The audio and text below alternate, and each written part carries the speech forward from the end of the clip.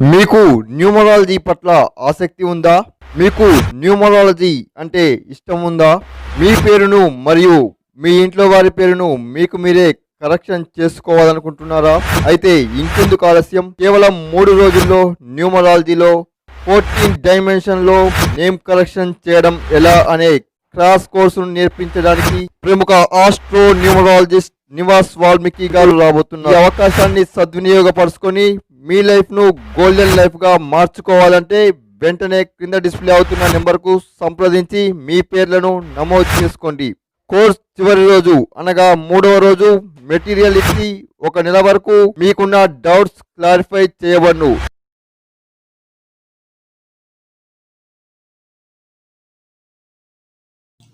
Hi అండి, welcome to our channel.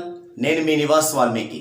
Lucky side, lucky day, lucky time of old day, అలాగే lucky period of old life, వీటిని మనం point of రేంజ్లో ఎలా calculation చేస్తాము అన్నదానికి మనం మొదటగా అష్టక వర్గు ఎలా వేయాలో తెలుసుకుంటే ఆటోమేటిక్గా వాటికి మ్యాథమెటికల్ ఫార్ములాస్ ఉంటాయి.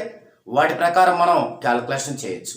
సో చాలామంది చాలా సందర్భాల్లో నన్ను అడగటం జరిగింది, అష్టక వర్గు వేయటం పైన ఒక వీడియో చేయమని. వారందరికీ కూడా ఈ వీడియో ద్వారా నేను అష్టక వర్గు ఎలా వేసుకోవాలో అర్థమయ్యే విధంగా చెప్పటానికి ప్రయత్నిస్తాను. ఇప్పుడు ఎగ్జాంపుల్గా ఒక ఉదాహరణ తీసుకున్నాను. మీకు నేను మొదటే చెప్పాను, నేను తీసుకునే ఉదాహరణలన్నీ కూడా నా కస్టమర్సే కాబట్టి వారి పేరు ఊరు అనేది నేను మెన్షన్ చేయను. ఇక్కడ ఈ పర్సన్ 2/10/1979లో జన్మించారు. సాయంత్రం 8:10 జన్మించారు. అయితే వారికి ఈ విధంగా రాశి చక్రం వచ్చింది. ఈ రాశి చక్రం వేయటం అనేది డిగ్రీస్ వైడ్గా కృష్ణమూర్తి ఆయనాంశలో వేయడమే కరెక్ట్. దానికి మాన్యువల్గా వేయడానికి ఎక్కువ టైం పడుతుంది. కానీ కేపీ ఆస్ట్రాలజీ యాప్ ద్వారా మనం ఈ యొక్క పేజీని తీసుకోవచ్చు. అది చాలా నిర్దిష్టంగా ఉంటుంది. కాబట్టి మీకెవరికైనా ఇలా రాశి చక్రం రావాలంటే కేపీ ఆస్ట్రాలజీ యాప్ అని ఒకటి ఉంటుంది. ఆ యాప్ని డౌన్లోడ్ చేసుకోండి. అది ఫ్రీ యాప్. దాని ద్వారా రాశి చక్రం వరకే అది ఓకే. తర్వాత అన్నీ కూడా మనకి యూజ్ అవ్వవు, అవి నిర్దిష్టంగా ఉండవు. కాబట్టి రాశి చక్రానికి ఉపయోగపడుతుంది. దాన్ని ఎలా సేవ్ చేసుకోవాలి, ఆప్షన్స్ ఎలా ఎన్నుకోవాలి అనేవి తెలియటం కోసం మీరు ఈవినింగ్ 6 తర్వాత ఎవరికైనా డౌట్ ఉంటే కాల్ చేయండి, అది నేను చెప్తాను. ఓకే, ఇప్పుడు ఇది ఒక రాశి చక్రం, ఈ పర్సన్ యొక్క రాశి చక్రం. ఈ రాశి చక్రంలో లగ్నం మేషంలో ఉన్నాడు, తర్వాత కుజుడు కర్కాటకంలో ఉన్నాడు, శని గురు రాహువులు సింహరాశిలో ఉన్నారు, రవి బుధ శుక్రులు కన్యా రాశిలో ఉన్నారు, చంద్రుడు కేతువు కుంభరాశిలో ఉన్నారు. ఇలా ఉన్నాయి. ఇప్పుడు మనకి అష్టక వర్గు వేయాలంటే ఈ యొక్క రాశి చక్రం అనేది తెలియాలి. ఫస్ట్ అసలు అష్టక వర్గులు మనకి 9 వస్తాయి. నవగ్రహాలలో కేతు గ్రహానికి ఉండదు, దాని ప్లేస్లో లగ్నానికి ఉంటుంది. ఈ యొక్క లగ్నానికి అష్టక వర్గు ఉంటుంది. కాబట్టి కేతు లేకపోయినా దాని ప్లేస్లో లగ్నం వచ్చింది కాబట్టి మనకు మొత్తం 9 అష్టక వర్గులు ఉంటాయి. అందులో రవ్యాష్టక వర్గు అంటే రవి అష్టక వర్గు, దాన్ని కలిపి రవ్యాష్టక వర్గు అంటారు. అలాగే చంద్రుని అష్టక వర్గుని చంద్రాష్టక వర్గు, కుజాష్టక వర్గు, బుధాష్టక వర్గు, ఈ విధంగా అష్టక వర్గులు అనేవి పేర్లు ఉంటాయి. నేను ఇక్కడ అన్నీ చెప్పడానికి టైం బాగా తీసుకుంటుంది. నేను ఒక 2 అష్టక వర్గులు క్యాలిక్యులేషన్ చేసి మీకు చూపిస్తాను. ఆ విధంగా మీరు ప్రాక్టీస్ చేసుకోవచ్చు. ఓకే, నేను ఈ యొక్క జాతకానికి సంబంధించి రవ్యాష్టక వర్గు చంద్రాష్టక వర్గు ఎలా వేయాలో చెప్తాను. యాక్చువల్గా మనకి అన్ని అష్టక వర్గులు కావాలి. దాని తర్వాత ఫైనల్గా సర్వాష్టక వర్గు ఉంటుంది. ఆ సర్వాష్టక వర్గు టేబుల్లో నుంచి మాత్రమే మనం లక్కీ డే, లక్కీ సైడ్ ఇలాంటి అన్నీ కూడా కనుక్కోవచ్చు. అయితే ఆ సర్వాష్టక వర్గు టేబుల్ వేయాలంటే 9 అష్టక వర్గు టేబుల్ వేయాలి. నేను 2 అష్టక వర్గు టేబుల్ మీకు చూపించి ఆ మొత్తాన్ని సర్వాష్టక వర్గులో చూపించి తర్వాత టాపిక్లోకి వెళ్తాను. ఓకే, ఇప్పుడు నేను ఒక జాతకము నుంచి రవి అష్టక వర్గు ఎలా వేయాలి, దీనికి ఒక ఫార్ములా ఉంటుంది. అదేంటంటే రవి అష్టక వర్గులో మొత్తం 48 బిందువులు ఉంటాయి. అంటే ఇందులో ఉండే వాటిని బిందువులు అంటారు. 48 బిందువులు ఉంటాయి. దానికి ఎలా సాధించాలి అనే దానికి ఫార్ములా ఏంటంటే ఇది. రవి అష్టక వర్గుకి ఫార్ములా ఇది. లగ్నము నుంచి 3, 4, 6, 10, 11, 12 స్థానాలు, రవి నుంచి 1, 2, 4, 7, 8, 9, 10, 11 స్థానాలు, చంద్రుడి నుంచి 3, 6, 10, 11 స్థానాలు, కుజుడి నుంచి 1, 2, 4, 7, 8, 9, 10, 11 స్థానాలు, బుధుడి నుంచి 3, 5, 6, 9, 10, 11, 12 స్థానాలు, గురువు నుంచి 5, 6, 9, 11 స్థానాలు, శుక్రుడి నుంచి 6, 7, 12 స్థానాలు, శని నుంచి 1, 2, 4, 7, 8, 9, 10, 11 స్థానాలు. ఈ స్థానాలను తీసుకోవాలి. ఇవన్నీ లెక్క పెట్టుకుంటే మనకి 48 వస్తాయి.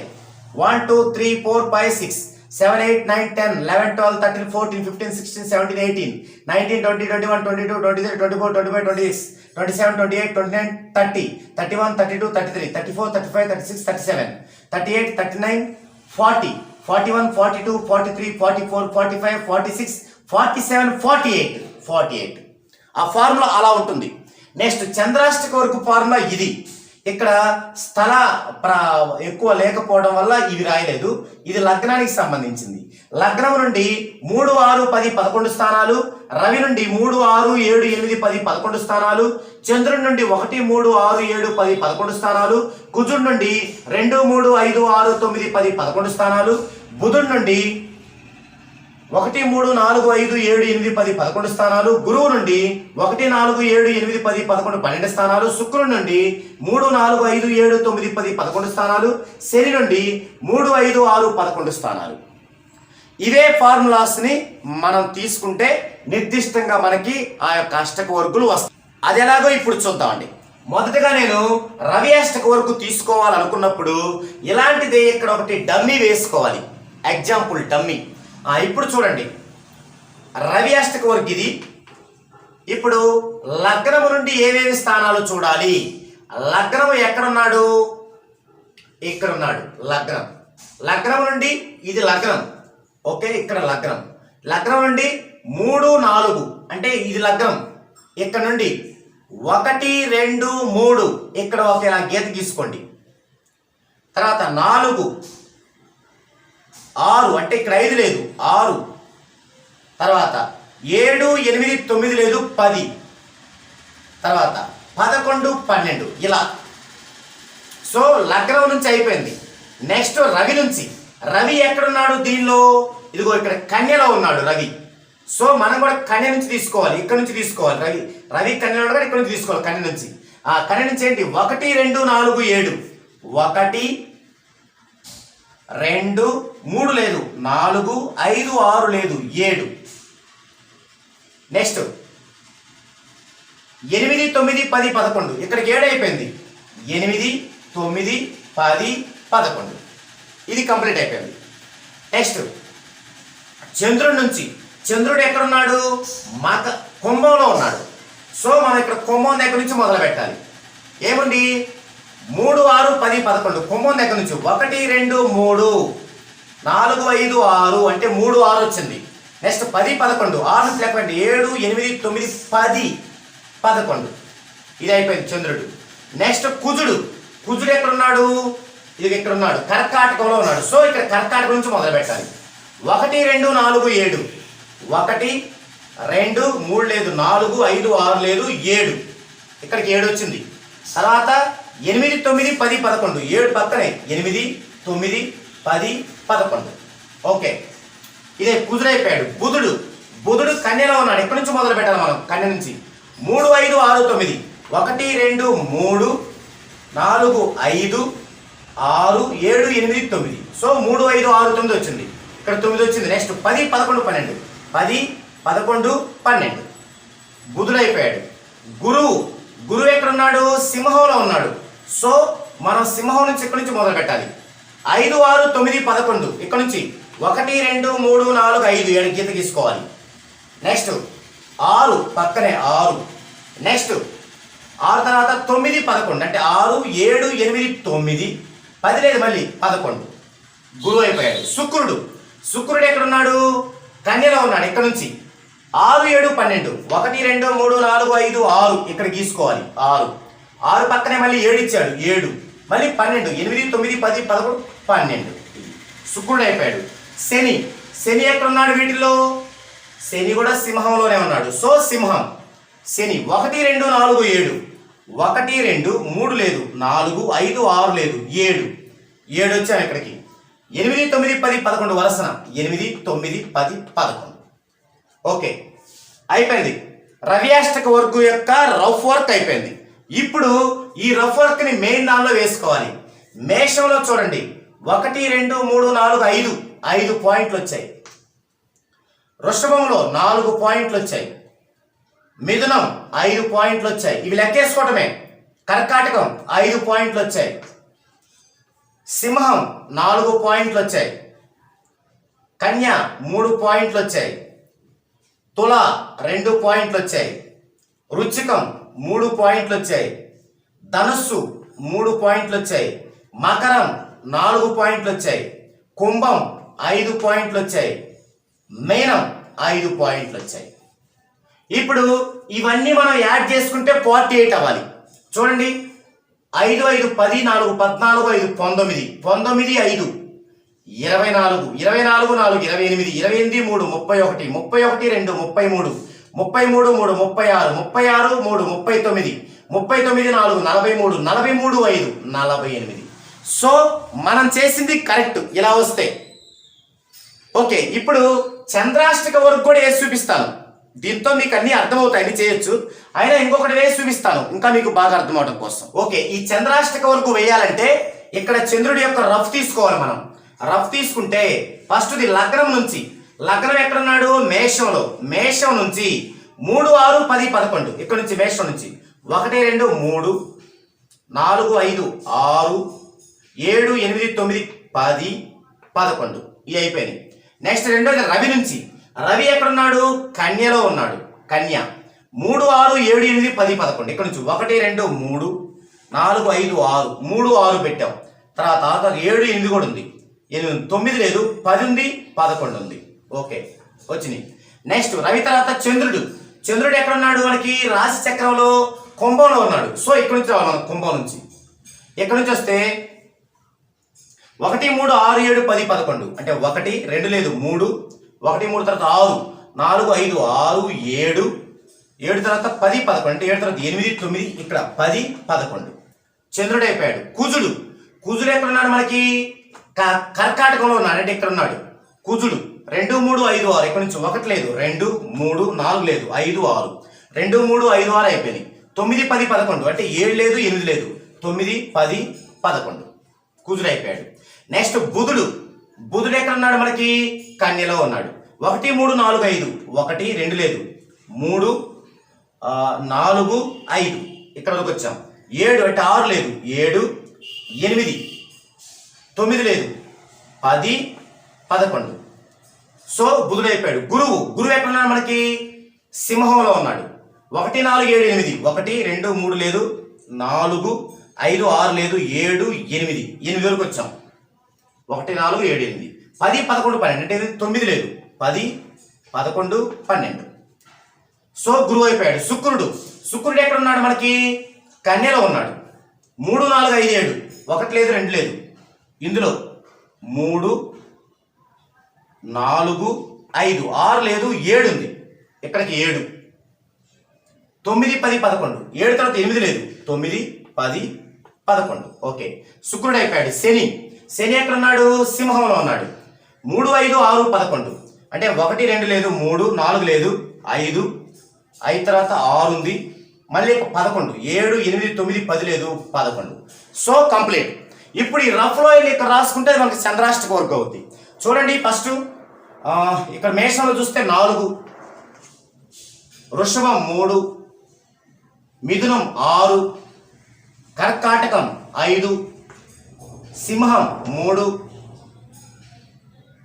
కన్య 3, తుల 1, వృశ్చికం 6, ధనస్సు 5, మకరం 4, కుంభం 4, మీనం 5. ఇప్పుడు ఇవన్నీ యాడ్ చేస్తే మనకి 49 రావాలి. చంద్రాష్టక వర్గం యొక్క బిందువుల సంఖ్య రావాలి. చూడండి, 5 4 9 3 12 6 18 18 5 23 23 3 26 26 3 29 29 1 30 30 plus 6 36 36 5 41 41 4 45 45 4 49. సో మనం చేసింది కరెక్ట్. అలా వస్తే మనం చేసింది కరెక్ట్ అనమాట. ఓకే, ఇప్పుడు మనకి రవి అష్టక వర్గం వచ్చింది, చంద్రాష్టక వర్గం వచ్చింది. ఈ విధంగా మనం 9 అష్టక వర్గులు వేయాలి. రవి దగ్గర నుంచి రాహు వరకు ప్లస్ లగ్నాష్టక వరకు మొత్తం వేయాలి. ఈ 9 వేసాక ఆ మొత్తాన్ని ఒక పెద్ద టేబుల్లో వేసుకుంటే మనకి సర్వాష్టక వర్గం వస్తుంది. సో ఈ విధంగా వేయచ్చు. కాబట్టి ఇప్పుడు నేను డైరెక్ట్గా సర్వాష్టక వర్గం వేసి టాపిక్లోకి వెళ్తాను. జాతకములో రవి ఏ రాశిలో ఉన్నాడో చూడాలి. ఆ రాశి మొదలు 4 రాశుల వరకు ఎన్ని బిందువులు ఉంటావో ఆ మొత్తాన్ని మనం యాడ్ చేయాలి. అలాగే 5వ రాశి నుండి 8వ రాశి వరకు ఉన్న బిందువులు మొత్తం, చివరిగా 9వ రాశి నుండి 12వ రాశి వరకు ఉన్న బిందువులు మొత్తం, ఇలా 3 సెట్లు చేసుకోవాలి. ఈ 3 మొత్తాల్లో మొదటిది ఒక రోజులో ప్రథమ భాగాన్ని సూచిస్తుంది, రెండవది రెండవ భాగాన్ని, మూడవది ఆ రోజులో 3వ భాగాన్ని సూచిస్తుంది. ఈ 3 మొత్తాల్లో ఏది ఎక్కువ బిందువులు ఉంటే అది సూచించే దిన భాగములోనే శుభకార్యాలు చేయాలి. అన్నింటికన్నా ఏ దిన భాగం యొక్క బిందువులు మొత్తం తక్కువ ఉందో ఆ భాగంలో శుభకార్యాలు, మంచి పనులు చేయకూడదు. ఓకే, ఇది రవి అష్టక వర్గం. ఇక్కడ చూసినట్లయితే తూర్పుకి ఫార్ములా మేషం ప్లస్ సింహం ప్లస్ ధనుస్సు, దక్షిణములకు ఫార్ములా వృషభం ప్లస్ కన్య ప్లస్ మకరం, పడమరకి మిథునం ప్లస్ తుల ప్లస్ కుంభం, ఉత్తరానికి కర్కాటకం ప్లస్ వృశ్చికం ప్లస్ మీనం. ఇది కనుక చూస్తే ఒక ఆర్డర్లో ఉంటుంది మీకు. మేషం, వృషభం, మిథునం, కర్కాటకం, సింహం, కన్య, తుల, వృశ్చిక, ధనుసు, మకరం, కుంభం, మీనం ఇలా ఉంటాయి అనమాట. ఇప్పుడు ఈ క్యాల్కులేషన్ చేద్దామండి. చూడండి, మేషంలో ఎన్ని ఉన్నాయి బిందువులు? 40 ఉన్నాయి. ప్లస్ సింహంలో 33, ధనుస్సులో 35. ఈ మొత్తం టోటల్ చేయాలి. 40 70 100 108. నెక్స్ట్ దక్షిణానికి వృషభంలో ఎన్ని ఉన్నాయి? 36, ప్లస్ కన్యలో 28, మకరంలో 36. ఈ మొత్తం యాడ్ చేస్తే 100. నెక్స్ట్ పడమర మిథునం 44, ప్లస్ తుల 28, ప్లస్ కుంభం 37. ఈ మొత్తం యాడ్ చేద్దామండి,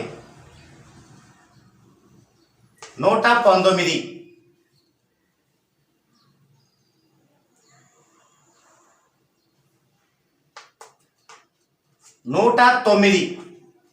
నెక్స్ట్ ఉత్తరానికి కర్కాటకం 46, వృశ్చికం 35, మీనం 31, 70 100 106 112.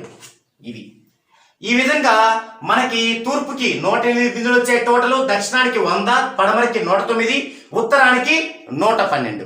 ఇప్పుడు ఇందులో ఏ ఎక్కువ బిందువులు వస్తే ఆ సైడ్ ఇతనికి lucky side.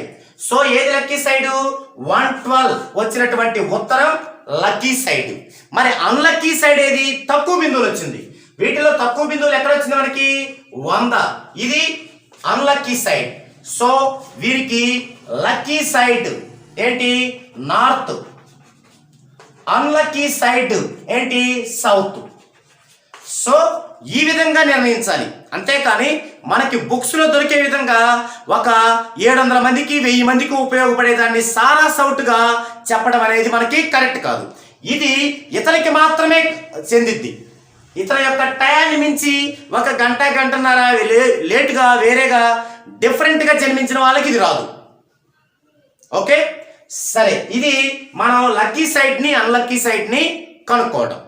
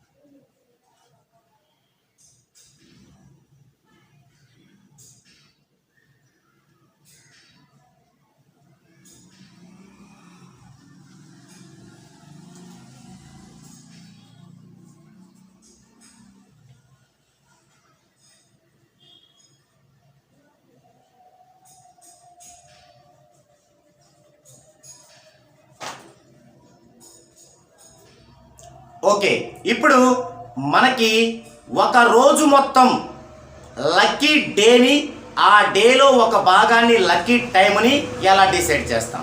Lucky day decide చేయటం ఆల్రెడీ మనకు తెలుసు. ఎలా? మన యొక్క లక్కీ నెంబర్స్ ఏంటో చూసుకొని 1357 లక్కీ నెంబర్స్ అనుకోండి. ఈరోజు డేటు 10/9/2020. ఈ మొత్తం కూడుకుంటే 1 10 14 అంటే 5 లక్కీ నెంబర్ వచ్చింది కాబట్టి ఇది వీరికి ఏమవుతుంది? లక్కీ డే అవుతుంది.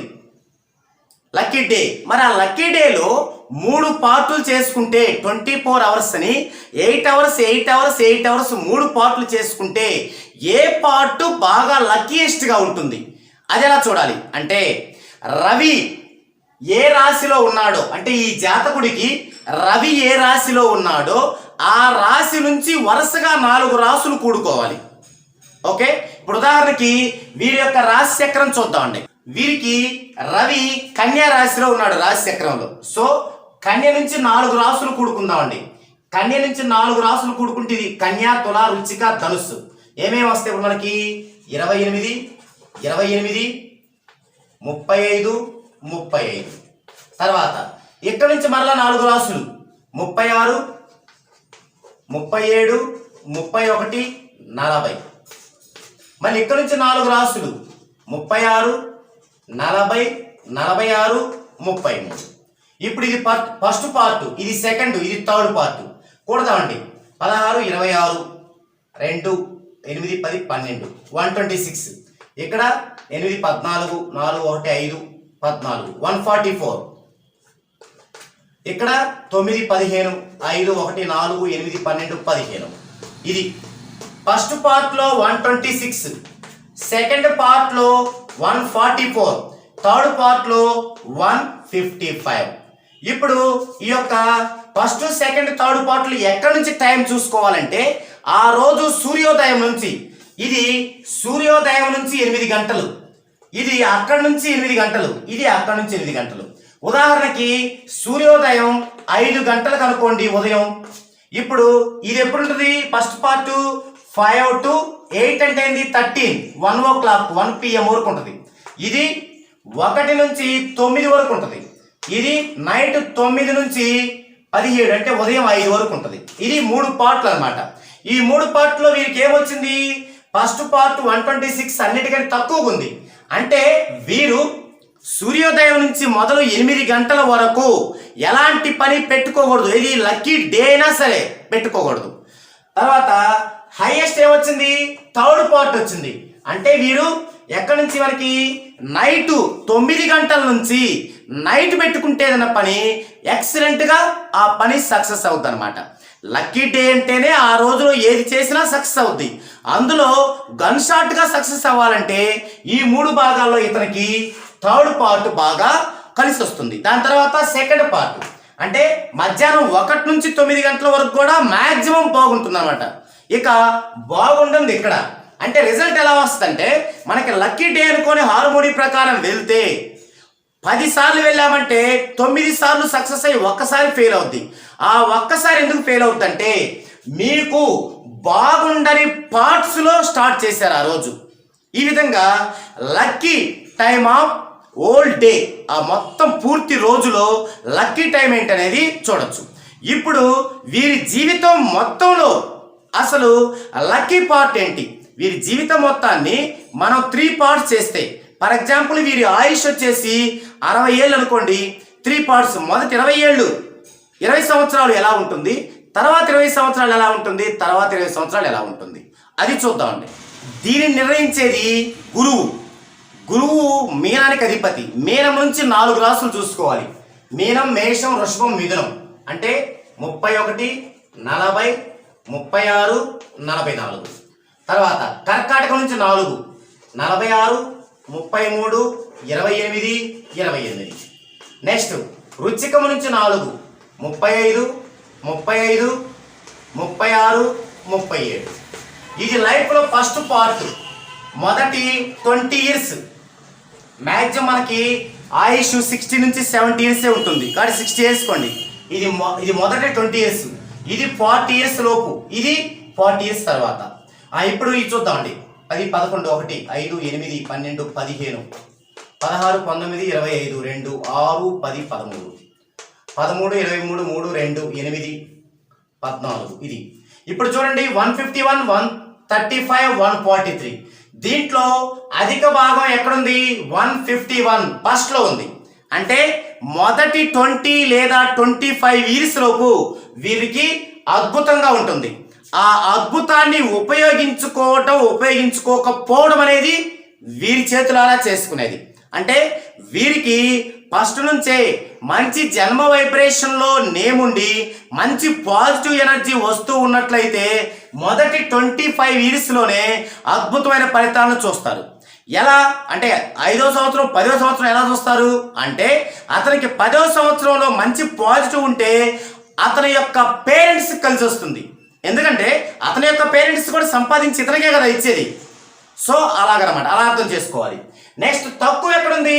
135 అంటే ఇతనికి 20 to 40 లేదా 25 to 50 ఈ ఇయర్స్లో బాగుండదు. ఈ ఇయర్స్లో డౌన్ అవుతారు బాగా. అయితే ఆ నేమ్ కరెక్షన్ ఉండటం వల్ల లెవెల్ అవుతారు. అయితే ఈ పర్సన్ కనుక ఏదన్నా పెద్ద మొత్తంలో ఇన్వెస్ట్మెంట్ పెట్టి బిజినెస్ చేయాలంటే చేస్తే 20 లోపు చేయాలి లేదా 25 లోపు చేయాలి, లేదా మధ్యలో చేయకూడదు, 40 తర్వాత చేయాలి. ఎందుకంటే 40 తర్వాత మళ్ళీ 143 దగ్గర దీని అంత ఉంది దగ్గర అంటే అది బాగా కలిసి వచ్చింది మరలా. కానీ ఇక్కడ చేయకూడదు. వీళ్ళు గనక ఈ పార్ట్ లో గనక పెద్ద ఇన్వెస్ట్మెంట్ పెడితే అంటే 25 వరకు బాగానే ఉంది కదా అనే ఓవర్ కాన్ఫిడెంట్తో పెద్ద మొత్తంలో కనుక ఇన్వెస్ట్ చేస్తే డెఫినెట్గా నష్టపోతారు. ఇదండి, అంటే ఇంత విషయం ఉంటుంది. ఇంత విషయం వినే ఓపిక మనకు లేక, చెప్పడానికి తీరిక అవతల వ్యక్తులకు లేక, మనం లక్షల కోట్లు పెట్టి బిజినెస్ చేస్తూ సింపుల్గా ఒక చిన్న పంచాంగం పట్టుకున్న వారి దగ్గర వెళ్ళి కూర్చొని అయ్యా నేను ఒక 4-5 కోట్లతో బిజినెస్ పెడుతున్నాను, ఒక మంచి ముహూర్తం పెట్టండి అంటే అంత పెద్ద మొత్తంలో మనం బిజినెస్ చేయబోతూ ఇంత ముఖ్యమైన విషయానికి ప్రిఫరెన్స్ ఇవ్వట్లేదు. మనం ఇంత డిక్లేర్గా ఇంత డీటెయిల్డ్గా చేసుకొని స్టెప్ వేస్తే లాభం అనేది ఎప్పుడూ ఉంటుంది. అందరూ నాకు గ్రోత్ రాలేదు అంటారు. ఏంటి మీకు గ్రోత్ వచ్చేది? పాజిటివ్ని నేమ్ ద్వారా తెచ్చుకుంటూ మీ నడవడికంతా కూడా ఈ ప్లాన్లో ఉండాలి. అందుకే నేను నా కస్టమర్స్ని లైఫ్ లాంగ్ కస్టమర్స్గా చేసుకొని లైఫ్ లాంగ్ సపోర్ట్ ఇచ్చేది అందుకే. ఇవన్నీ మీకు తెలియాలంటే ఎవరైతే మీకు నేమ్ కరెక్షన్ ఇచ్చారో న్యూమరాలజిస్టు అతను ప్రతి క్షణం మీకు సపోర్ట్గా ఉండాలి. మీకు డౌట్ వచ్చిన వెంటనే ఫోన్ చేసిన వెంటనే ఒక్క కాల్ దూరంలో ఉండాలి.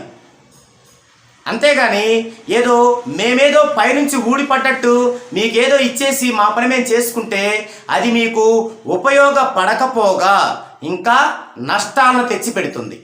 సో ఇదేంటి, ఒక పర్సన్కి లక్కీ డే ఏంటి, ఆ డేలో లక్కీ పార్ట్ ఏంటి, అతని లైఫ్లో లక్కీ పార్ట్ ఏంటి, లక్కీ సైడ్ ఏంటి అనే విషయాల్ని ఈ విధంగా తెలుసుకోవాలి.